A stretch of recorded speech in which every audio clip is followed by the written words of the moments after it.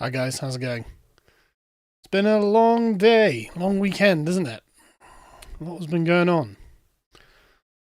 All my family are on holiday. The parrot, for anyone wondering, I'm looking after my mum's parrot because she's taking my kids on holiday.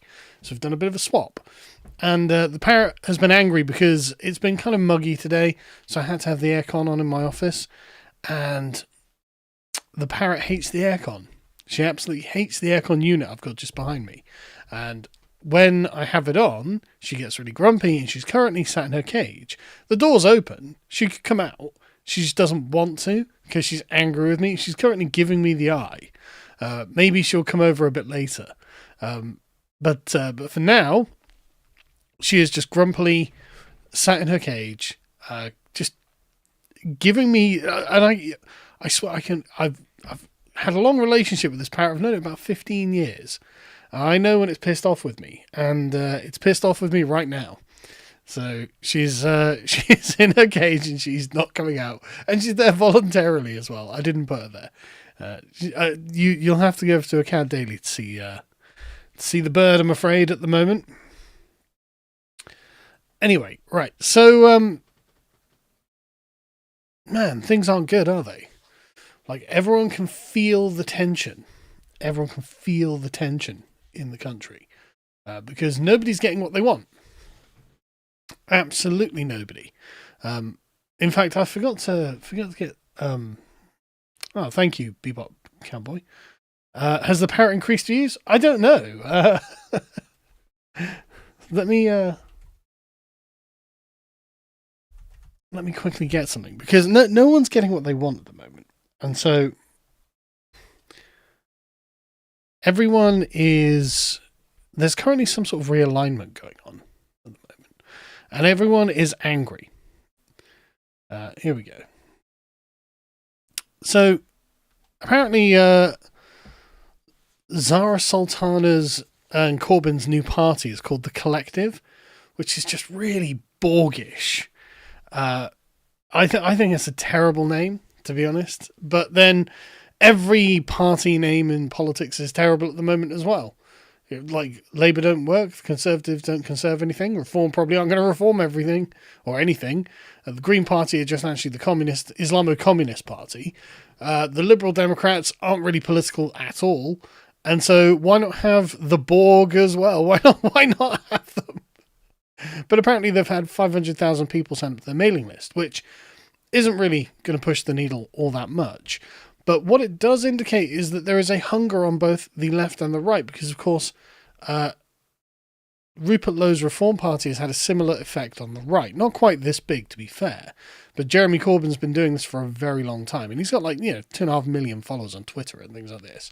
And he's got a large and engaged fan base, but that's all that this is.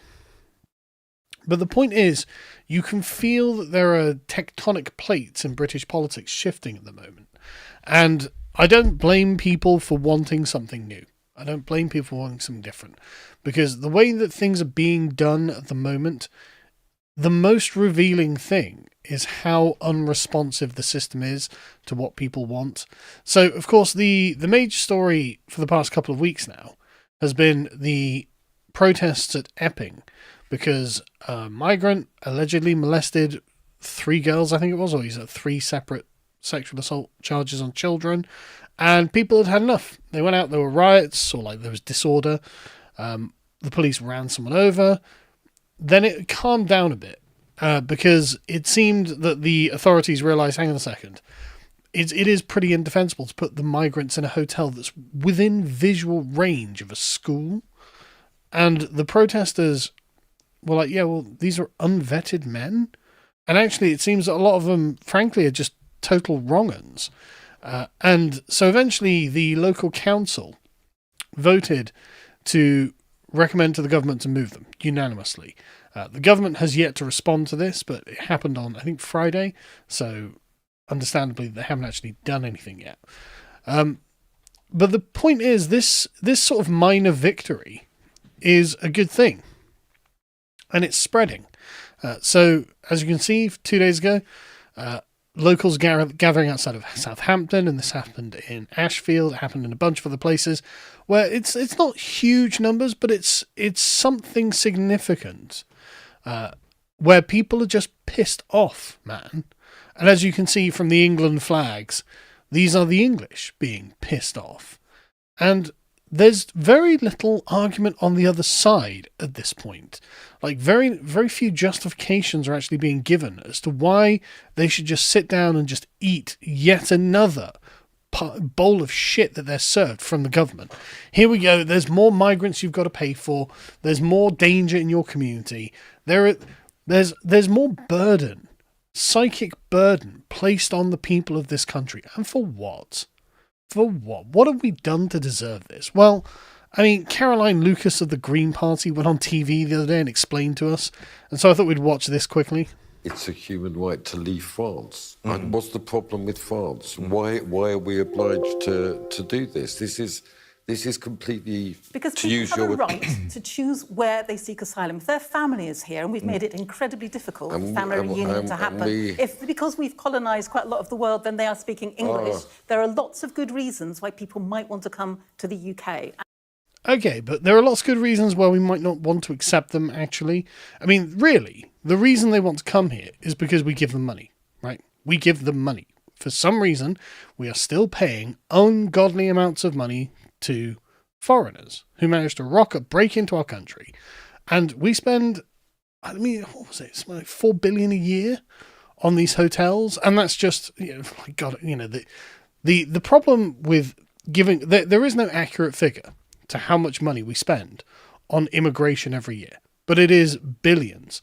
It's at least $1 billion in benefits every month, but that's going to be the tip of the iceberg. There's definitely going to be more to it. We don't know how much health tourism on the NHS costs. We don't know what the overall burden actually is, but we know it's in the tens of billions at least. And so it's just like, okay, this is crazy. Why do we do this? And Caroline Lucas gives the stock shitlib answer that we've heard over and over and over for years and years and years. We colonized the world and therefore they speak English, therefore they should come here. It's like, no, we don't have to accept them. We shouldn't accept them. And Maurice Glassman here, who's a Labour lord, a Labour peer, but it's very conservative, is just like, no, we should just put the boats in the channel and then deal with it. We don't have to. They haven't really got a right to come here. But it's being done under the auspices of universal human rights. All of this is being done on those grounds. And frankly, I just don't agree with it. And most other people don't agree with it. But it is now at the moment the law of the land, because beginning in the 90s and moving through the 2000s, you had all sorts of Human Rights Act legislation that was Human Rights Act and various other like ancillary pieces of legislation that made it so that now we are legally bound to make sure that anyone who arrives in our country and says, oh, look, I need asylum, is put into a legal system, into a legal process that takes a lot of time, costs us a lot of money, and makes them our wards. They puts them in our charge. And so now we have to treat them as if they're children. But actually, a lot of these people are fucking lunatics. And we have no idea, we've got no evidence of the kind of people that they are. Because, of course, a lot of the time they just ruin their passports or throw them overboard or just don't have one anyway. And then they lie to us. They lie to us about their age. They lie to us about where they come from. And then when we figure out where they actually come from, we realize that a lot of these people are just adult men who have come from places that are not war zones. And so this continual cavalcade of bullshit that is piled on us, and insufferable middle-class white leftists who are like, well, colonialism, well, historic guilt trip, basically. And I frankly don't feel it, and most other people aren't feeling it either. And so the people on the other side of it appear to be just insane lefties who are being paid to do this. For example, here's a repeat protester with their manufactured signs, which suggests paid agitator. Someone is paying for these people to go and protest, counter-protest, when the English come out and say, look, we've had enough. We don't want this. And this would explain why the police work hand in glove with them, because, well, these are probably paid ultimately by the British government. They're probably getting government money siphoned through a various series of charities. And so, great, okay, brilliant. We've got a paid activist class to sit there and advocate for the British people to continually have their country sold out and stolen from them at their own expense. Like, the humiliation of this is just beyond the pale. And what does the government do? Well, they say they're going to smash the gangs, but they haven't done that. And so the latest initiative that we've heard from the Home Secretary is that they're going to make crowding more than 80 migrants onto a small boat a criminal offence.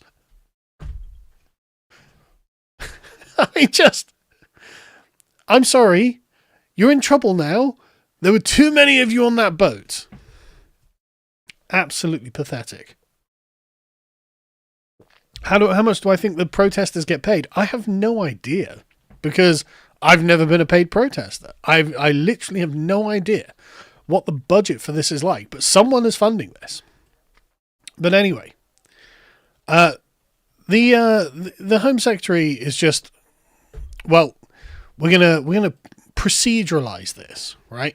Because the current system as it's set up is what the Labour government want. They want it so that if anyone, I mean, the Labour government set this up in the early 2000s, so they want it to be this way. It should be for them that anyone in some barbarous area of the world, like France, or slightly further afield, like perhaps Italy, and if you go even to the very darkest depths of Morocco or somewhere in the Middle East, and God only knows what's beyond there, that any of these innocent people from there, well, really, they deserve the protections of Great Britain. It's empire thinking that still exists in our government, in our laws. We are still carrying the white man's burden. These benighted people don't have their human rights. We are the arbiters of what right and wrong is. We are the deciders of what human rights ought to be, and we should be bringing human rights to them. Now, for now, we can't just send an army over, colonize their country, set up a governor, and make things work as they should, because you can tell that's what these people are craving, right? If they're desperate to get into Britain, they're like, oh no, decolonization. Actually, no, we need to break into your country. It's because they want to be ruled by the British, surely. The argument for imperialism has actually never been stronger. But this is genuinely what our government and the ruling class think. They genuinely think that they have a moral obligation to protect a bunch of rogues and ne'er-do-wells from overseas from themselves, as if these aren't sovereign nations that can deal with their own fucking problems. No, we have to deal with it. This is the white man's burden that they still carry. And so we do. And so we have to have them in our country. However, when you actually hear any of them talk, you realise they're not really very nice people, actually. The kind of men who would walk halfway across the world, get on a dinghy, break into our country, and then take advantage of our naive hospitality. They're actually not great guys. Let's watch this. I want to hear your story, and I want to hear about the drugs. Why do you want to hear my story? It's quite. I'm not here to tell a story. I'm here to rule. Fucking rule. To rule? I'm here to rule. To rule you, to rule Trump, to rule Elon Musk, to rule Netanyahu, to rule Jews. Okay. Yep. Right. But with that attitude. That's a strange thing to say. It's a very poor attitude. You're a great guest. You're a great guest in this country. No. I love the response. You're a bad attitude. You're not a very good guest. Because this is just a class of parasites. Like, these aren't refugees. Like, is there anyone on earth who thinks he's a refugee? And yet he knows those guys are paying for him to live a very nice little life in England for some reason. As if this is going to go on forever, right? As if this will go on forever. But the thing is, he's just a beggar. We have just brought in the beggars of the world, and we've given them these kind of delusional perspectives because we are rolling out the red carpet for them. And what must they think of us? Well, they think we're fucking pathetic. They think differently to how we think. We think we, quote unquote, the state, the fiction that someone like Caroline Lucas tells themselves, is that these are all vulnerable people who just need desperately our help, for us to give them our help. And these people have no idea that they think that. These people think that we are supine, that we are conquerable, and that they're here to do that. But they're not going to conquer shit. Like, these are losers. These are real losers. But that doesn't mean there aren't some dangerous people among them. This is from, again, a migrant hotel. We shouldn't be taking this, right? Like, in a normal country, we wouldn't take this. And it's our weakness and our inability to have a government that will stand up for the dignity of the British people that allows these people to act in such a way. They've got no power. They haven't come here with muskets. They didn't arrive on a warship. They're not part of an invading army. What they are is a way of our own state ritually humiliating us, and they know it. They are actually sensitive to collective dignity. And when we allow them to act like this, they become emboldened. And unsurprisingly, they're like, right, okay. I mean, imagine it from these guys' points of view. Like, a lot of these men are rapists. Right? A lot of these men, and probably have done worse. But in their own cultures, rape is just something that they do. Like the ones from Afghanistan, for example. The problem of Bakabazi was a massive issue for the British forces and American forces who had to occupy Afghanistan. A lot of our soldiers would complain that, hang on a second, are they raping preteen boys? And the commanders were like, yeah, that's kind of their culture. You're just going to have to live with it. And a bunch of people kicked off about this. And the commanders would come down on the side of the child rapists because they wanted to keep their local allies in check. This is normal in their culture. This is normal to them. They don't view the way they don't view the world in the way we do. They don't view human dignity like we do. But they are sensitive to honor. And so they know they have the upper hand on us at the moment. And they think this is going to continue forever. Anyway. So the next thing about dystopian Britain is the Online Safety Act. Now, this is purportedly to protect children from pornography, which I agree with in sentiment. Obviously, children should not be allowed to access pornography. Now, as Morgoth points out, it took all of 12 hours for it to switch from protecting kids from porn to censoring protests outside of migrant hotels. Because, of course, that basically gave every social media platform in the world the burden of now having to make sure that children either couldn't access it or couldn't access certain content on it. I mean, I don't think kids should be on social media, but there's a different conversation.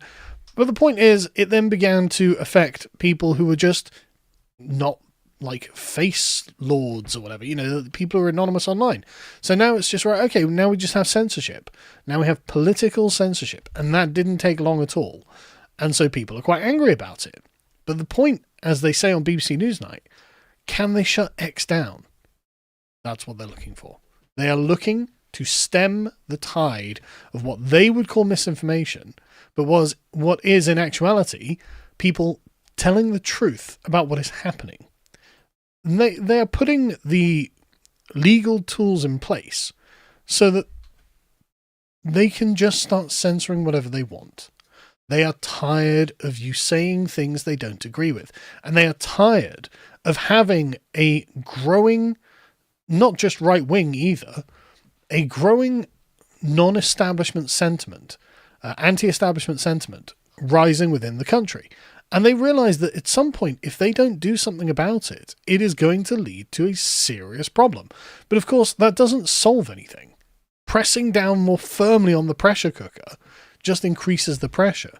It doesn't actually relieve any pressure. It doesn't solve any problems. And so, like I said at the beginning, things are beginning to realign. Go and join Rupert Lowe's Restore Britain movement. I don't know where it will go. I don't know what's going to come of it. It's £20 for a year, so just to help them raise some capital, help them actually build an actual movement with a professional class of right-wing activists. Like the left have their paid professional class of activists, we need our paid professional class of activists if we're going to see any substantive change in our direction. So anyway, the next thing that we learned of today is that the the government is going to create an elite police squad to monitor anti-migrant posts on social media so the Home Office can be aware of any signs of potential unrest. Well, let me save you the trouble, right? Everywhere, every day. And every time one of your new charges, one of these very, very, well socialized pieces of shit that you have brought in to live among us at our expense, does something terrible. Every time they rape a child, every time they murder someone or attack someone on the street, you're going to get anti-migrant posts. So it's everywhere all the time because you are dispersing these people around the country. You don't know who they are, but for some reason you've decided you're going to take responsibility for every single one of them. It's like, well, that was fucking stupid, because that is just more kindling put up on the fire, and you just wait for it to explode. I mean, the idea, like, this is the problem. This is their problem, right? They are committed to the universal human rights of every single person in the world. And that means people who come here who ought not to be here, or people who have come here legally who ought not to be here. Well, they are as protected as those people whose ancestry goes back to Cheddar Man, right? So now the government becomes the arbiter between different groups making competing claims to the same land. And really only one jurisdiction can hold. Will it be that the native British are the rulers of their own land, or will it be that minority communities will have priority over the native British? And the government is trying to serve both, well, it's not even trying to serve both masters, it's serving the minorities. But the power of selection is still in the hand of the British people, and they know it. So they at least say, I mean, this is what Stan was saying with his Island of Strangers speech, they know that these problems are getting worse, and they don't know what else to do. So all they can do is tighten the noose, tighten the ratchet, keep making sure that things are more locked down than they were. The continual erosion of freedoms is the only way that this can go. I did a video about it a couple of weeks ago, that multiculturalism can only work in a tyrannical police state. Instead of the British government saying, you know what, actually maybe we don't want to be a tyrannical police state, they've said, no, we do want to be a multicultural state. We will have this. And we will make any of the sacrifices that we need to make. If that means elite squads of police monitoring your posts on social media, then that's what it means. And they're not afraid of this. They're not ashamed of this. And they are going to keep doing whatever it takes. And so this is just yet another step on that road. It is maddening. And it's madness. And when this is all over, none of them will admit to being a part of it, right? None of them will say, oh yeah, that was my idea. Because this is abominable. I mean, this is so totally alien to the British political tradition that if you went back 50 years, no one would think that such a thing would be possible in this country. Like, this is the sort of thing that happened in Soviet Russia. This is the sort of thing that happened in Nazi Germany. This is not the sort of thing that should happen in the United Kingdom, in England. Like, no one would have predicted this. And yet this is where we are. I mean, it's so wild that, do you remember when Keir Starmer came into office and he was like, well, I'm going to tread more lightly on the lives of voters. And now the police are creating the elite unit to monitor critics of migrants. It is just, I mean,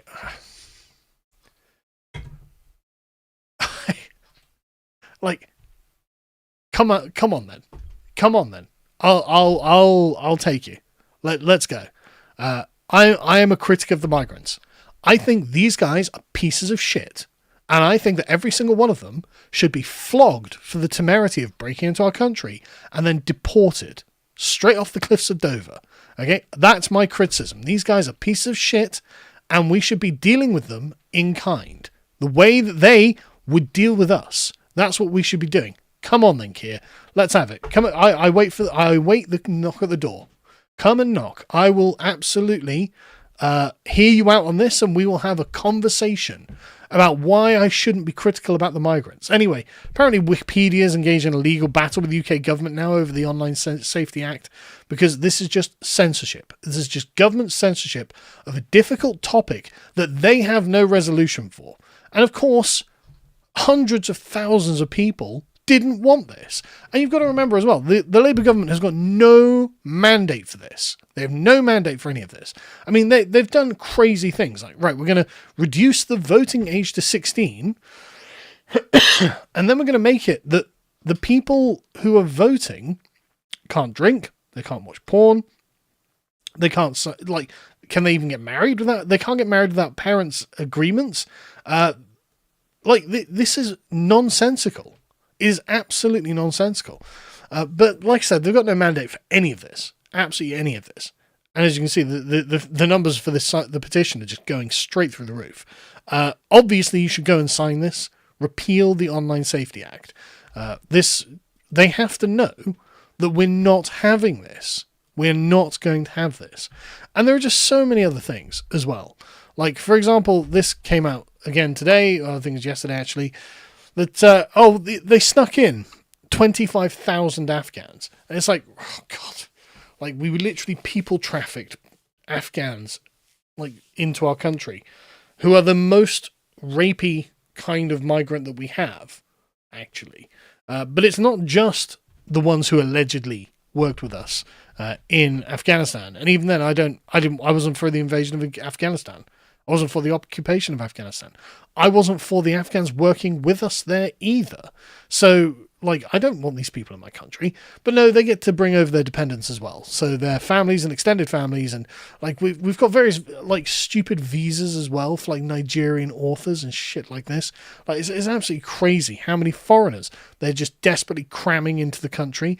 But they're trying to do it sneakily. Like, this was done under the cover of a restraining injunction to make sure that it couldn't be reported on by the press.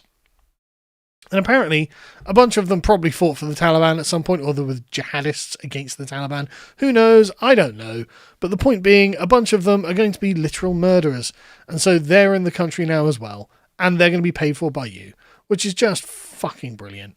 And then today, Russian garbage human, well done, mate, found that apparently the British government is advertising for a Sharia law administrator in Manchester, working on-site only for the measly salary of £23,500 a year. Like, that is crazy how low that is. But the point being, why should Britain need a Sharia law administrator paid for by the fucking government, paid for by the Department of Work and Pensions? Like, this is just, again, I can't emphasize enough the depth of the betrayal, right? And I can't emphasize enough how the government do not know what to do. And so all they can do is like, right, it's got to be censorship. It's got to be online safety bills so we can start censoring entire platforms. It's got to be elite police squad. Oh yeah, I bet they're so fucking elite. Monitoring anti-migrant posts on social media, which is going to cause more pressure, more protests, more reaction, more fury. And until these people are out of the country, nothing's going to get any better. And at no point has the government shown any contrition for this. At no point have the powers that be said, you know what, I think we may have got this wrong. Because really, that's what they need to do. There has to be an admission by the government, the Labour Party and the Conservative Party, that everything they've done since about 1997 has been wrong. This isn't the way that Britain should be governed. No country should be doing this to itself. And actually, upholding universal human rights, that is, the human rights of foreigners, is not the job of the British government. That is not your purview. Your job, your entire mandate, your jurisdiction is for the British people, not foreigners. That's literally that simple. That's what it boils down to. And until they admit, yes, actually, we went far beyond our remit, we shouldn't have been actually, basically encouraging. And this is what Macron came over to say the other day. He came over, gave a speech and explained that, look, you make yourself into a honeypot because you offer insane benefits that we don't offer. And so they're like, right, okay, we've got to go through France to get to Britain, and we've got to break into Britain, and they're going to give us loads of money, and we're going to just sit there and God only knows. I mean, like, you see their TikToks, and they just think that there are white women wandering the streets ready for them. Like, they think, and like you guys, like, if you are someone who is not familiar with this, you can go and find the things they say on TikTok, right? They're in the Muslim world in particular, but in the non-Western world, they have such a, frankly, retrograde opinion on women, and particularly Western women. Like, it's actually kind of baffling, and it's not surprising that the number of rapes that are happening is just skyrocketing, because these people think our women are prostitutes. They think they're all prostitutes. I mean, there was one the other day where this guy who had raped someone, and he was like, yeah, this is he'd never been so close to a white woman before. Like, this was an obsession in his mind, because he came from some fucking barbarous nation where, like, things are just done differently, and it's you just do not understand them. And so we're at this point where the pressure is building, and we have ahead of us a long, hot summer, and you can tell that in the Starmer bunker, every day they get up and they go, right, has anything bad happened? And if nothing bad has happened that day, they go, thank God. Because any day could be another Southport. With people like this in the country, any day could be another Southport, and they know it. Any day could be another mass up. I mean, people are already on the bloody streets everywhere, aren't they? People are already angry. People are already out there. People have already had enough. And just can't understand why the fucking government won't listen to them. Because this is our country. It's our country. It is not their country. These people can fuck off. Every single one of them should just be deported. Frankly, I mean, luckily I'm not in charge. If I were in charge, I'd have them all flogged and then deported and stripped of any property they happen to be carrying. But then that's because I'm a lot more concerned with retribution these days. Like, the collective burden of guilt that these people have brought upon themselves is just something the British government just can't understand. And I'm sorry, but until you understand it, you won't understand why people are out in the streets protesting. They've all got to go. You have to admit you were wrong. That's what this comes down to. The British state has to admit it was wrong. Everything that it's done in the last 30 years has been wrong. It's just that simple.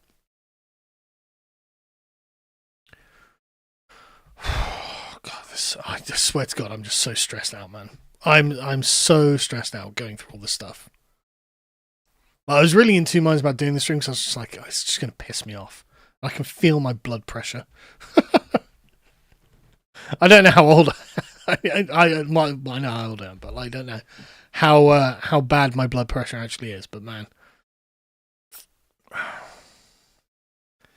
Wessex says, as an 18-year-old, what advice would you give?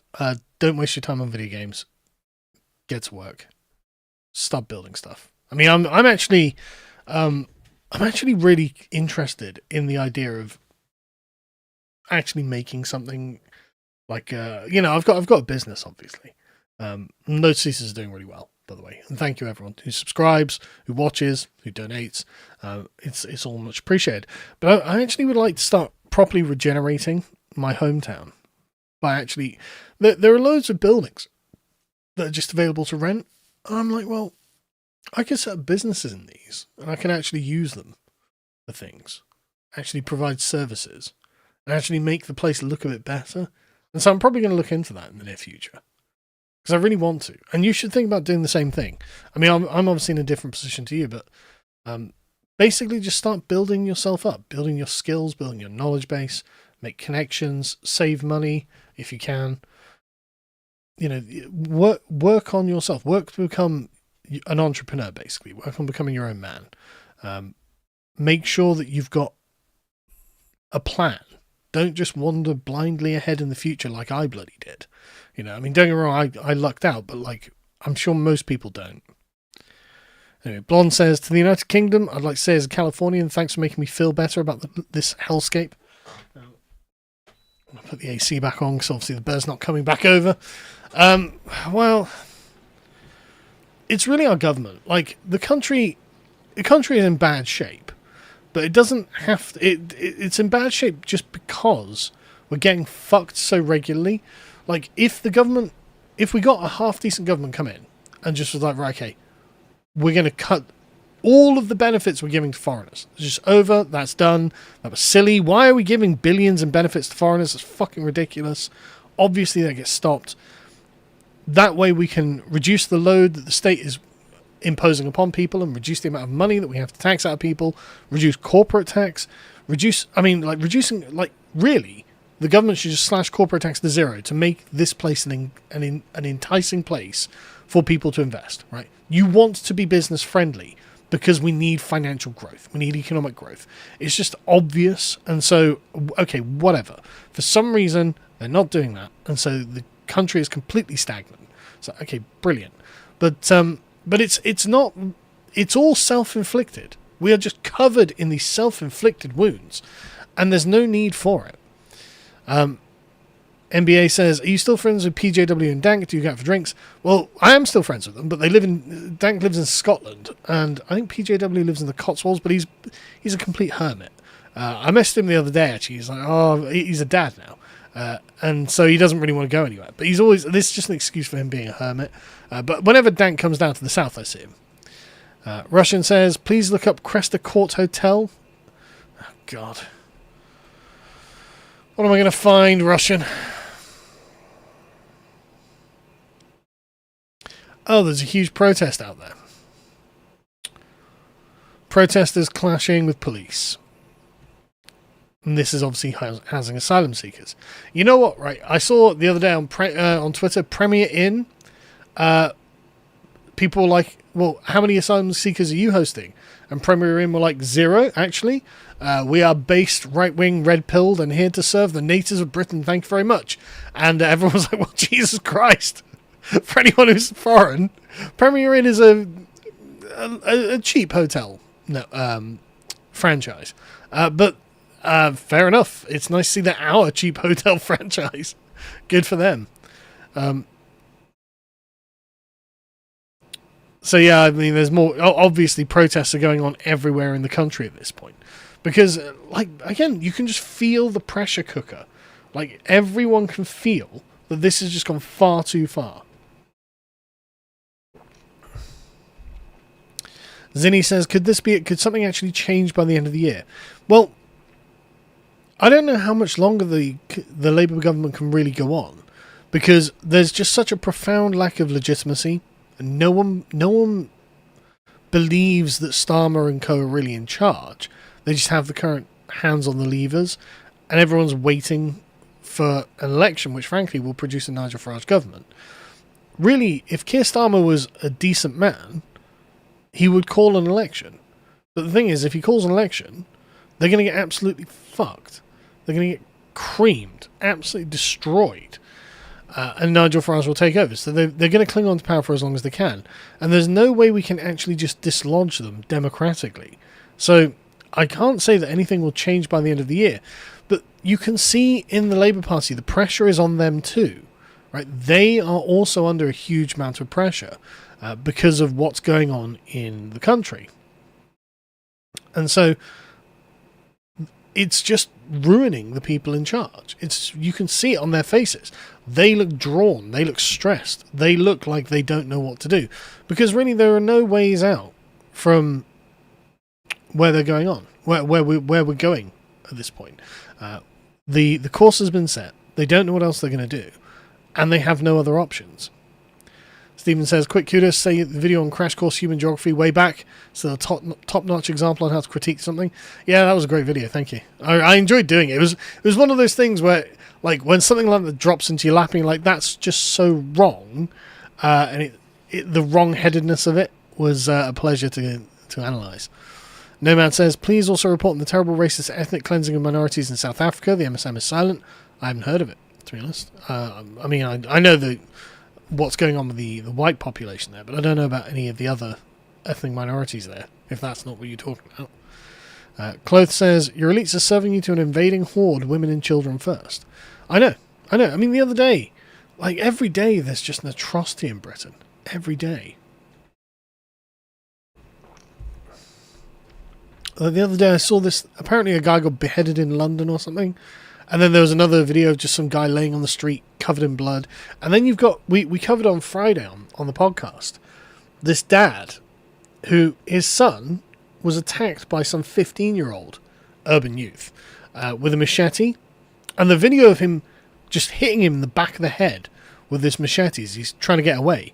Just so, like, it looks like he's trying to steal his scooter, his e-bike, but the thing is, the kid drops it and then starts running, and then the guy keeps chasing after him, like he's fucking wearing a grass skirt somewhere in the Congo or something. It's like, what are you doing, man? If you wanted the bike, you've got the fucking bike, but he keeps chasing him, hacking him with this fucking machete, and then this dad, it's all caught on these security cameras. This dad just gets in his car and drives to wherever this happened, sees the kid on the scooter and just ram-raids him into a fucking wall and kills him. And it's like, fucking hell, man. The pressure is starting to get to people, I think. It's like, this is not how this country should be. And so you're right, Cliff. It's like, James says, in the end we shall win, but I did have a dream that we all left on cargo ships and took southern Argentina. I'm not sure if it's an ill omen or not. Why would I want southern Argentina? I'm very happy with England. Firedan says, Mike, I personally believe you're being led by people who just hate themselves. Do you mean Carl? And want to make everyone else equally miserable as them. Well, no, the thing is, you've got to remember that the people in charge are fucking retards. Right? They're thick. They are thick as two short planks. And they, in their student days, got programmed into communism, as Keir Starmer has, as Yvette Cooper has, as like all of them are bloody communists, really. Sorry. And they never grew out of it. They never repudiated it. They never turned their back on it. They just realised that they had to be cautious about it. They had to be Fabian about it. And so they're not smart. It's not that they hate themselves. It's that they don't know any other moral system. Like, Keir Starmer spent his professional years in his youth going around the world trying to get child murderers off the death penalty for free. You have got to be someone. You've got to be someone who is genuinely morally deficient and thick as two short planks to think that's your job. Like, but that's all he was concerned about, is the human rights of these people. Danny says the average price of a pint in the UK is £6.50. Jesus, maybe. To be honest with you, I don't go to the pub much. But thank you, I appreciate it. Next time I go to the pub, I will have one on you. Blonde says, looking at Britain, Canada, Australia, contrasting it with America, I think the Anglosphere is BS. You're all much more like Europeans than us. No, not really. The problem is, we just have communists in charge. And if Kamala had won, you'd be in exactly the same position. So, Nicola says, Civil war is coming. You can feel the pent-up anger. The MSM government ignores it, but it will burst like nothing we've ever seen. Yeah. And I don't want civil war. I want the government to admit they've made a mistake. I want the government to admit that actually their primary constituency is the British people, and that's who they're supposed to serve, and they've done everything in their power to wound us, to hurt us, to ruin us and make our lives a misery. And actually, we need a patriotic government that can just clear out everything that was done from about 1997 onwards. Just spend the first week of government repeal, firing tens of thousands of people who don't deserve to be working in the government. Like, firing all of the people complicit with the way that things are, putting every lefty human rights lawyer out of business. The Attorney General is literally a terrorist supporting communist. Like, it's like, these are mad people who have taken over our governments. And so all of these people need to, at the very least, be made unemployed. And with all the only reason this entire legal class exists is because the laws support their existence. Like, when these human rights laws are gone, And we can literally, I mean, Parliament can do anything, right? We just say no foreigner who steps foot in England has any rights whatsoever. Anything that they are allowed is at our pleasure. All of these lefty human rights lawyers disappear. They all disappear. The entire class of them just goes away because there's literally no law for them to appeal to. So we're like, right, okay, that's all done. that's in the entire paradigm. Every quango abolished.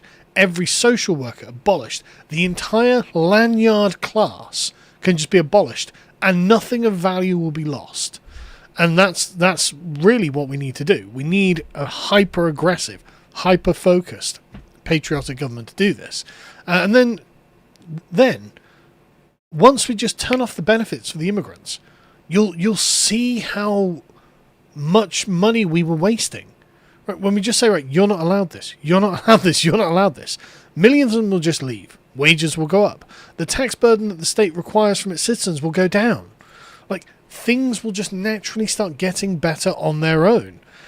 And it's the trying to desperately, like Atlas, uphold the human rights of every person in the world is ruining us. That's what is ruining us.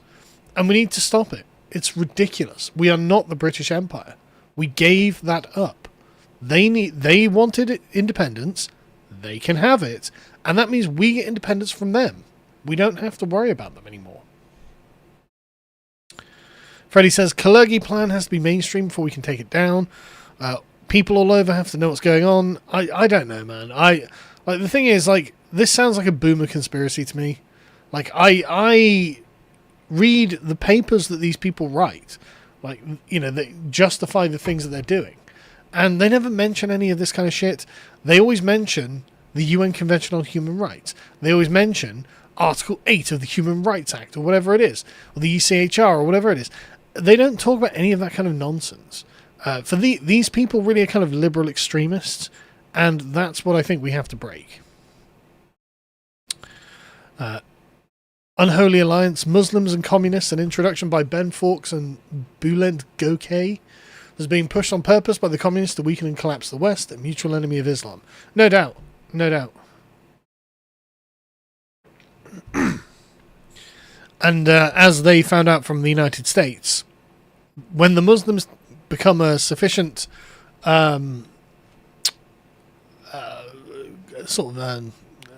collective nexus in their areas, you aren't getting your woke globalist communist nonsense. You're getting just Islam. And they know it. Yeah, J. Jonah Jameson, yeah, I'm not going to say that, but you're... Alex says, hey there, Carl, dog just went into labour. Oh, well, okay, good luck. But it's probably going to be 11 new Labradors in the world. Well, good luck with that. At least that's some good news. Generico says, how concerned are you that the Safety Act will shut down the load seeders? Well, we're not a public platform, so we're a media company. I think the most worrying thing for us, the most likely thing for us, we'll have to turn off the comments, which I'm not a fan of, obviously. But that would be the worst I think they could do to us. But really, at the moment, I don't think we need to do anything. I don't think there's anything. There's nothing adult, like as in pornographic, on our website, and there never will be. So I don't think this is going to affect us in particular. But I guess we'll see. Are the grooming gangs shut down? No, of course they're not. Denton says, legitimate question. I have an old chicken coop in my backyard, and I found a pickaxe and electricity cabling in it. Do I answer the call of the caves and start digging in it? Well, that's up to you, man. I can't tell you what you're supposed to do. Spasmasker says, the common folk must realise they aren't fighting merry old England's councils, but an imperial project. Fight hard, it won't be easy. Yeah, this is the thing. We need to understand that the British Empire never died. Right, it just retracted to the shores of the United Kingdom, of Great Britain. The institutions are the same institutions.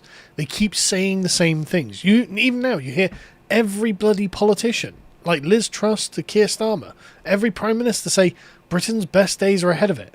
It's like, mate, we used to rule the world. I don't think that's coming back. I don't think our best days are actually ahead. And that's actually okay. We just need to get used to being just Britain. Henry says, I'd like them saying the lunatic was a bad guest. I'd like to rebrand I like them saying the lunatic was a bad guest. I'd like to rebrand legal migrants as guests to reinforce the idea that they're here at our hospitality. Well, that's the thing, they are. And everyone knows that they are.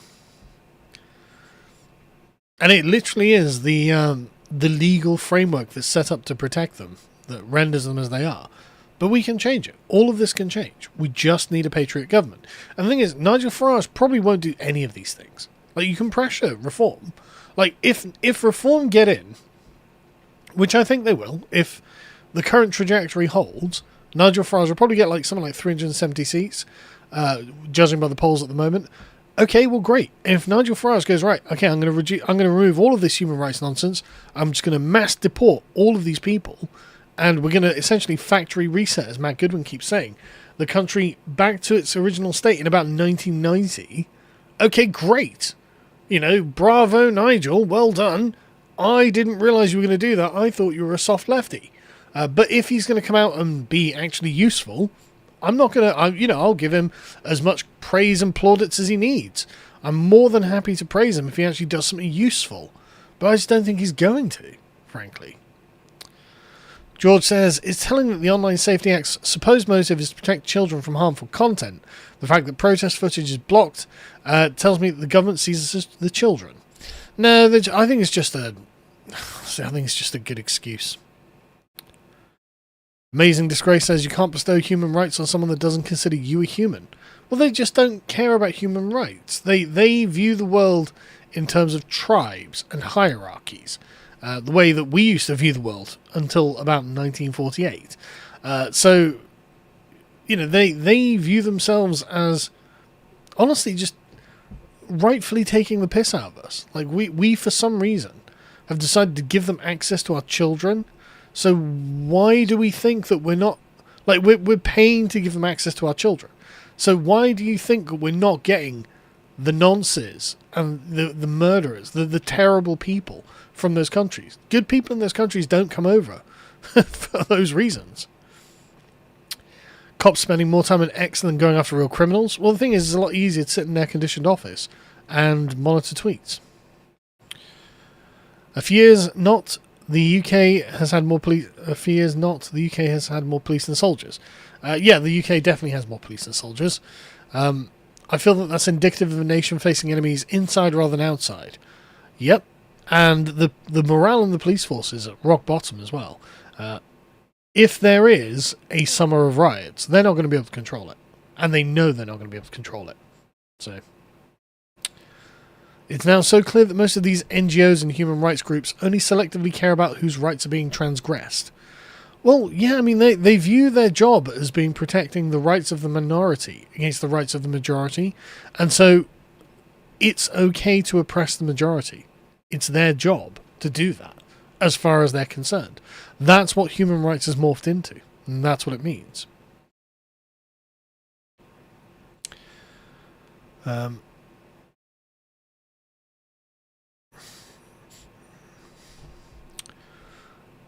This generation will be tested, says Walker. History watches you. Support from the old colonies. Thank you. You know, the concept of being men of history against not being men of history is actually what the next Islander issue is about.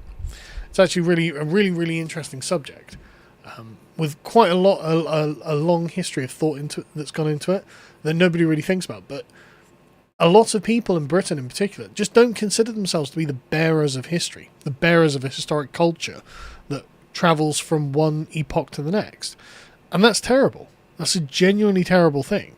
And so thinking of ourselves as people who carry the culture into the future is genuinely something we need to actually turn our minds to. Don't Fed post AC. I know it's stressful, but just don't Fed post. But we have to be aware this is a big consciousness raising exercise. Ite says, you said you'd never leave England, but everything has a critical mass. What'll be the thing that makes you leave? There'll be no thing that makes me leave. I'm never going to leave England. I will die here. Bebo says, sorry to say it, but when you go to bed tonight, realise there are thousands who look to you. Thank you for bringing these things to light. I wish the best for you and your family and your country. It's hard, but keeping it up, you're making a difference. Well, thank you very much. And I will continue to do what I can to make a difference. Obviously, internationally, I guess you could say, like online. But I really am just looking at the state of my town now and just being like, right now, I'm in a position to do more about this than most. So I'm going to try and do something. Shivak says, for $100, thanks, man. Aside from the hardline position to enforce the border, should we not mandate the cultural enforcement via law? No halal meats, no hijabs, no burqas, codified that only Christian denominations and the pagan faiths that influence them may congregate, take care. The thing is, you can't artificially bring these things about. And if we do things like that, then we become things that we don't want to be. And, I mean, Bo's got a great take on this. I've said this before. Like, Bo years ago now, he said, look, whatever we do, we have to make sure we don't disgrace England. We don't want our children carrying a burden of guilt in the same way the Germans carry a burden of guilt. We just don't want that, right? And so, whilst I obviously agree, no halal meats, no hijabs, no burqas, blah, blah, blah, getting too litigious about it, I don't think it's the right way to do it. We should be, honestly, we should just be deporting people who shouldn't be here, just so we don't have to do those things. Like the less direct intervention the government needs to take in the way things are done in this country, the better. But some intervention is going to be necessary. Jackson says, you should go on the Jay Burden show. He's already been on Load Seaters with Dan, Solid Zoomer. I'm not familiar with him, but I'm sure he's a lovely chap. The nation state is dead, says Generico. Everywhere the Anglos are a stateless diaspora. Well, honestly, we are basically a stateless people at this point. The British state exists to serve foreign peoples. So it is, and I heard someone else say this kind of formulation as well somewhere else. Considering ourselves a stateless people is, I think it was Harrison Pitt, is a wise and pertinent observation, because we are kind of like the Kurds in Turkey, or in Syria or wherever. Like, we are being put upon in this way, and we are the overwhelming majority of the country. H says, I've been looking for a studio to work in. Have some idea near or in Swindon. We could help each other. Maybe. I'm definitely interested in talking about something like that. If you email contact@loadseas.com, we will be able to have a conversation. Mr. Bonji says, remember that Roman soldiers all knew some sort of trade. Carpenters, stonemasons, etc. It's true. Chris says, I feel your pain, brother. I'm from Phoenix, Arizona, and my childhood neighborhood is now Catholic Mexican. Just sucks that they look at me as a foreigner. Well, I hate to say it, but you are a foreigner. And remember what the Mexican president said. They're Mexicans in America. They're not Americans. They're Mexicans in America. And what they're trying to do is what the Anglos did to Texas, and flip it. They're genuinely trying to do that. And they know they're trying to do that. Devon says, at Eping today, Antifa shouted abuse at patriots with signs like protect our children. Even if they are paid, they should be utterly ashamed. Of course, but they're not ashamed. A lot of them will be genuine, true believers in this.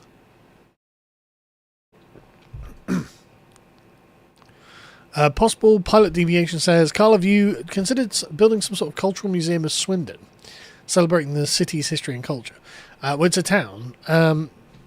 No, I would rather build things that are genuinely practical, that have productive value, and actually give some, not just like, I mean, a museum is a nice thing, and I'm all up for people building museums, but I personally would like to build something that had real life in it, that was, doing something and giving people something that they can't get elsewhere, rather than just being a museum, a representation of things gone by. I would like something that could produce new things out of it. Victor says, to revitalize your downtown, read books and watch videos by Robert J. Gibbs.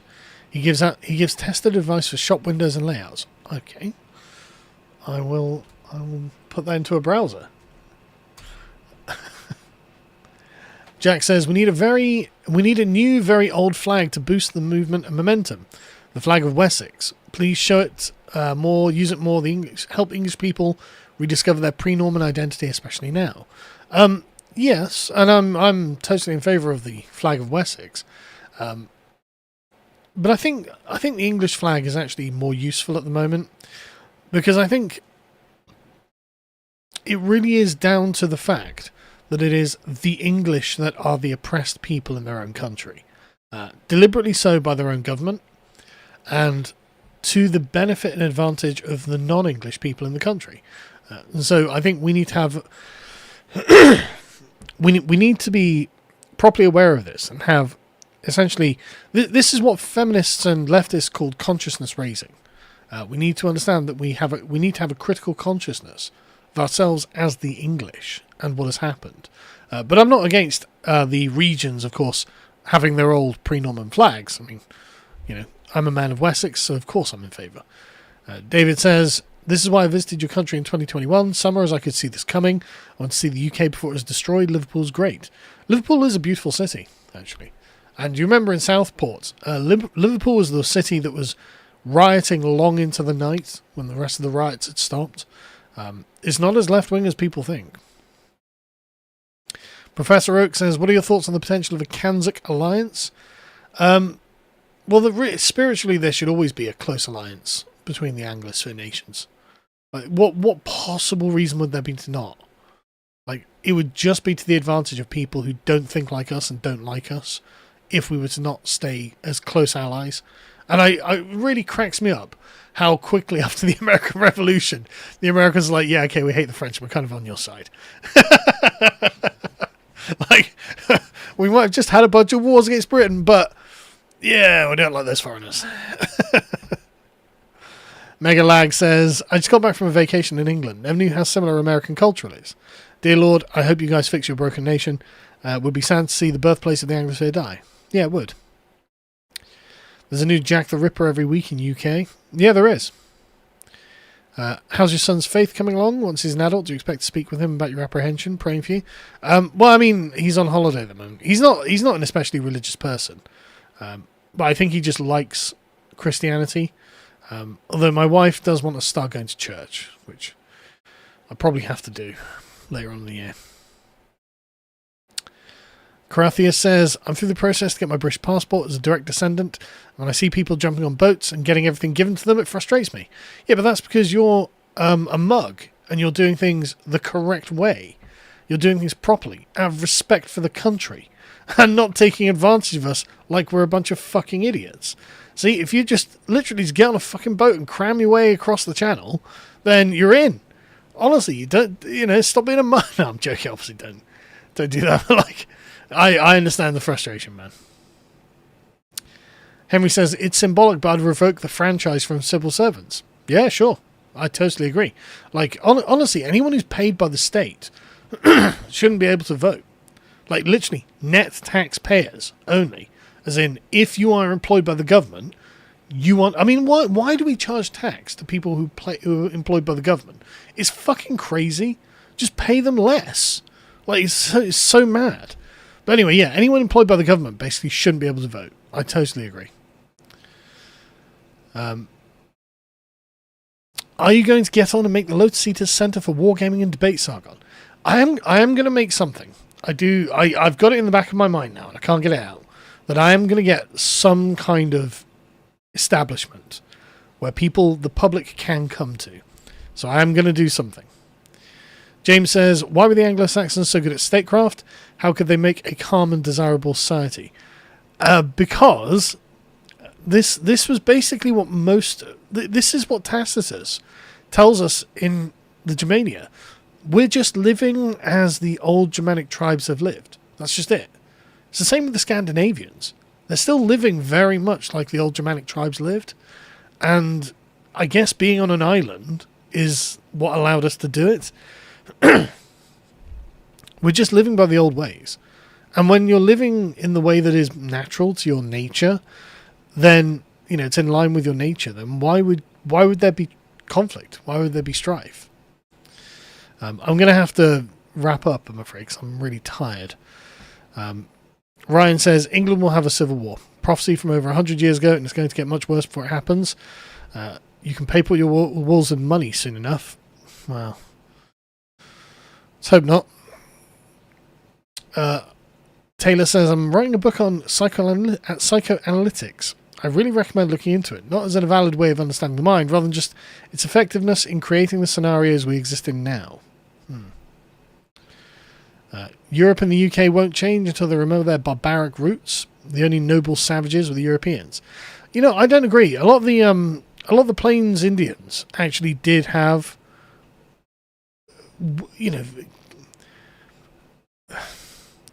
good societies internally. I appreciate that a lot of Americans say, well, they were quite barbaric to us. It's like, well, yeah, but you were colonizing their land. I mean, you know, but they weren't evil people. Some of them were. The Aztecs in particular were, but they weren't the norm. Anyway, John Doe says, Farage will never stop the invasion. Yep. If there are no illegals, he has nothing to bandstand about. He jumped ship because he may have had to follow through. Yeah, I agree. But anyway, thanks for joining me, everyone. I'm going to head to bed because it's late and my throat's strained for some reason. And I'm just exhausted. Just work all the time. But thank you for joining me and thank you for donating. I will put the money to good use. I may do a crowdfunder at some point, and it may be that I can't tell you what it's for, because so basically, if I do something, and I'm at this point pretty much, I can feel myself on the road, and I'm scoping some things out. So I'm not gonna. I don't want to spoil anything, but I think I can. I've got a great idea in my head, and it's one of those things where, like, I don't really fail at much, right? And everything I've put my mind to, like with load seaters, for example, I had a vision. And I knew I'd be able to make something really great with it. And I think it's turned out brilliantly. And it's doing really, really well. And so, like, I can see how... I can see what I want to arrive at. And how it would be good and would work and be profitable and would successful. And so... The question is, I would document the journey, right? Because I'd like to show you guys how it all happened and what we managed to do. As a kind of follow-on from the sort of look at what they've done to us video. But basically, it's not going to be cheap, right? Because nothing is. And so, I may need to raise some money. And so the question is, where do I raise the money from? Now, I could always... I could always take a loan from the bank because I've probably got an amazing credit score at this point. I have no idea, but I'm not in any debts. Obviously, we've never taken out any loans for load seaters, so I haven't. I don't, and I'm constantly offered loans as well, and so I could easily take out a loan for a lot of money. But I don't like being in debt. I don't like taking loans, and I think there's something about this being sort of a team effort that I like. You know, my whole career has been a giant team effort. And so it may well be in the near future, like in the next month or two, that I run a crowdfunder for something that I'm going to build. And I won't be able to tell you that much in advance, because what I'd like to do is surprise you with the result. But I promise you, if the things that I have currently got on the boil... And I'm looking at various things and properties and things like that. If these things pan out in the way that I think they're going to pan out, or hope they pan out, then I will have created something that is not only lovely, but that you will be able to come and enjoy whenever you like. And that's the goal for this. And not only will it be something you can come and enjoy whenever you like, but it'll be something that we can use collectively as a space for events, for discussions, for if I can get celebrity friends or something like that to come over and hang out there, be something that we can have for ourselves and we can actually use that they can't cancel us for, right? So we'll have a space in which we're uncancelable. That itself hopefully will be a productive business as well. So, like I said, I can't really say that much, and I can't promise you anything. But it may be that I come cap in hand in like a month or something and say, right, guys, I need to raise some money because these things cost the fucking earth, frankly. And I don't really want to be in hock to some billionaire or something or some bank. I would rather be in hock to you guys. I would be much more comfortable with that for some reason. I don't know why. Like comedy clubs, something like that, right? Exactly. Again, I'm not gonna say anything. I'm not gonna spoil anything. But I have a really beautiful idea in my mind, and it's one of those things where if it comes out the way I think it's going to come out, it's going to look like a jewel in the rough, a diamond in the rough, because if I can raise enough money to actually make the thing look as I want it to look, then the rest of the streets in Swindon will look like shit, but this will look amazing. And I've got this vision in my head at the moment, and we can do anything we want.